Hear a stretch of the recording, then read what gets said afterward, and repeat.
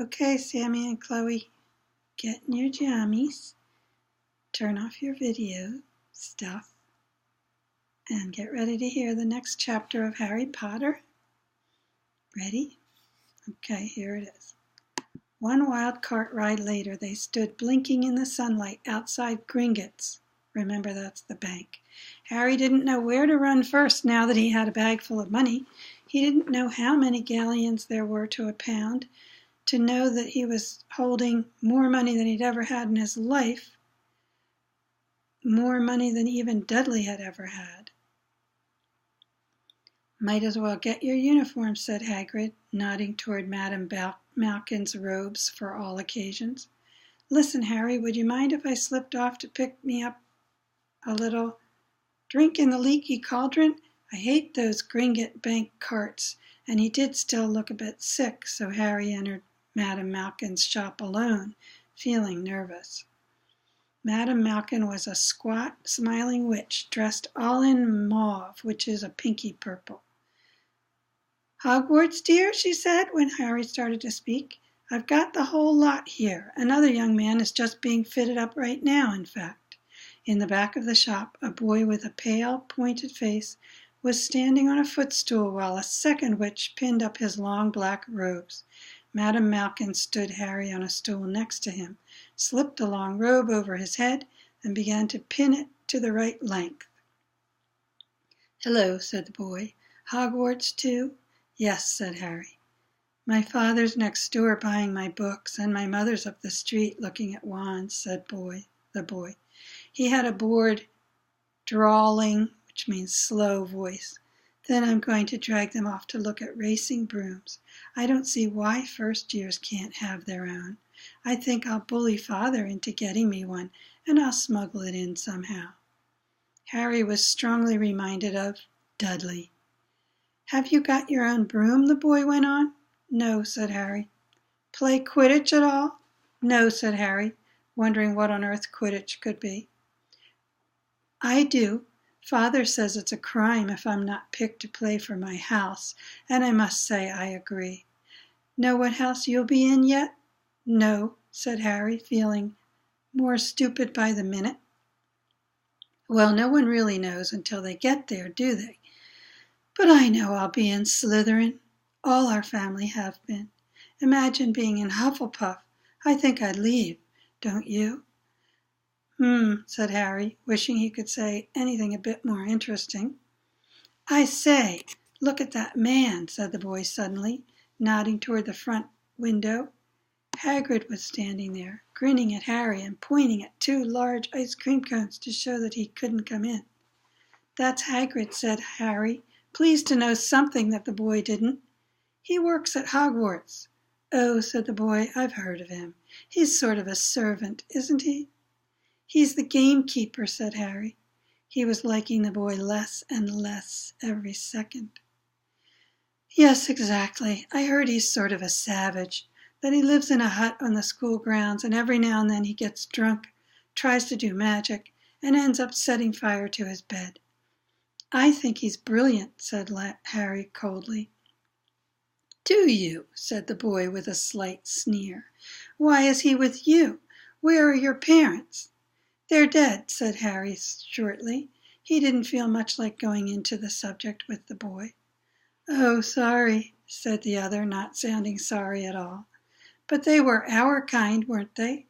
They were a witch and wizard, if that's what you mean. I really don't think they should let the other sort in, do you? They're just not the same. They've never been brought up to know our ways. Some of them have never even heard of Hogwarts until they get the letter. Imagine! I think they should keep it in the old wizarding families. What's your surname? Means last name. Anyway.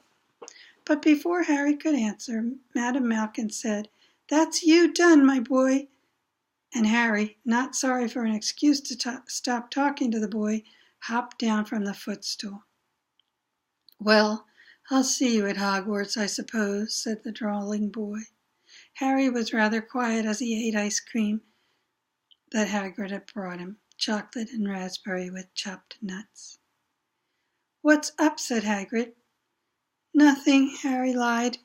They stopped to buy parchment and quills. Parchment is a crispy sort of tan paper, and quills are the feather pens they used to use to dip in ink before plastic ballpoint pens were invented. But Harry cheered up a bit when he found a bottle of ink that changed color as you wrote. When they had left the shop, he said, "Hagrid, what's Quidditch?"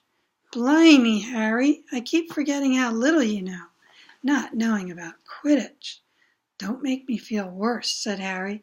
He told Hagrid about the pale boy in Madame Malkin's, and he said people from Muggle families shouldn't even be allowed in. "You're not from a Muggle family. If he'd known who you were, he's grown up knowing your name if his parents are wizarding folk. You saw what everyone in the Leaky Cauldron was like when they saw you. Anyway, what does he know about it? Some of the best I ever saw were the only ones with magic in them in a long line of Muggles. Look at your mum. Look what she had for a sister." That's his aunt. "So what is Quidditch?" "It's our sport, wizard sport. It's like soccer in the Muggle world. Everyone knows Quidditch and follows it. It's played up in the air on broomsticks, and there's 4 balls. It's sort of hard to explain the rules." "And what are Slytherin and Hufflepuff?" "They're school houses. There are 4.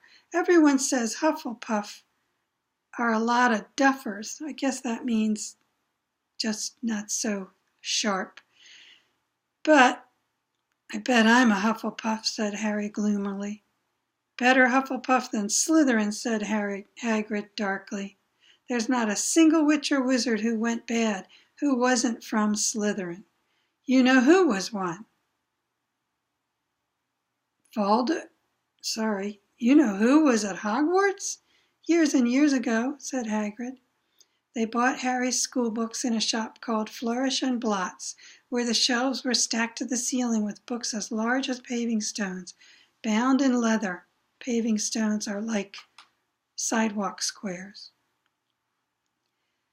There were books the size of postage stamps in covers of silk, and books of peculiar symbols, and a few books with nothing in them at all. Even Dudley, who never read anything, would have gone wild to get his hands on some of these. Hagrid almost had to drag Harry away from curses and counter-curses. Bewitch your friends and befuddle your enemies with the latest revenges. Hair loss, jelly legs, tongue-tying, and much, much more, by Professor Vindictus Viridian. "I was trying to find out how to curse Dudley," Harry said as he was dragged off by Hagrid.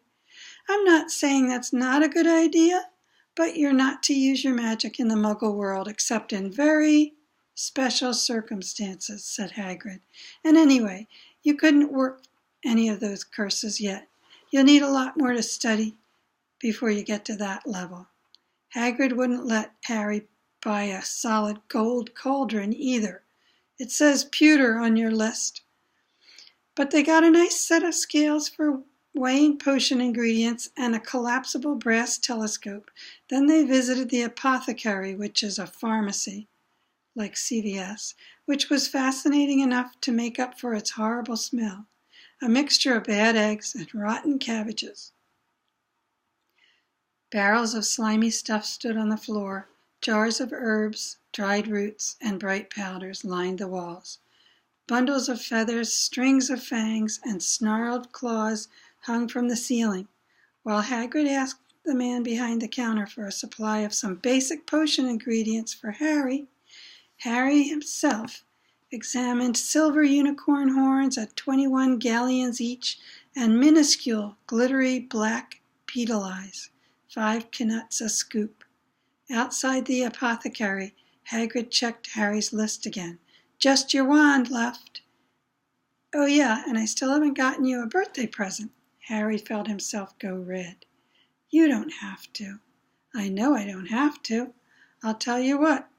I'll get your animal. Not a toad. Toads went out of fashion years ago. You'd be laughed at. And I don't like cats. They make me sneeze. I'll get you an owl. All the kids want owls.